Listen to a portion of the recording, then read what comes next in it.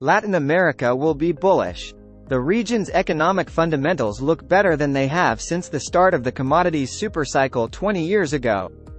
But to make the most of their geopolitical luck, its politicians need to be more ambitious.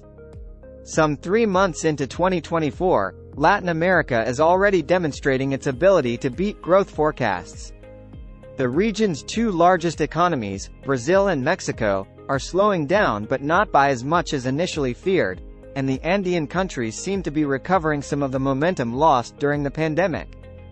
Inflation continues to cool and the expected lower interest rates should give an extra bump to activity. More significantly, Latin America has entered a positive phase in terms of geopolitics and trade flows. Economic growth in Latin America has outperformed expectations for the better part of the last years and the region seems cyclically well positioned.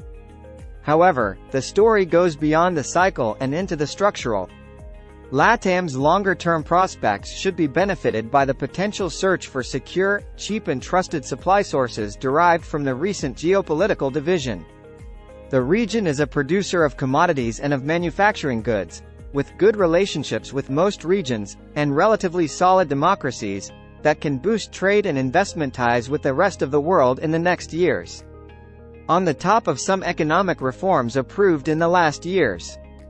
The region's relatively young population, which has taken to high technology and learned to navigate a bureaucratic environment.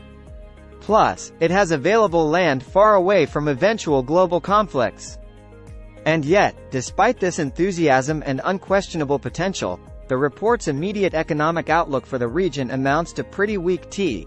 Gross domestic product will expand just 1.6% this year and 2.3% in 2025, according to JP Morgan's calculations. Other estimates are broadly in line, with the International Monetary Fund forecasting 1.9% and 2.5% GDP increases in 2024 and 2025 for the region including the Caribbean. That's not good enough. If this is Latin America's moment to shine, you would expect much more than mediocre 1.5% to 2.5% growth rates. The region needs to expand at double that pace or more if it wants to tackle its long-standing shortcomings, from poverty to insecurity and inequality,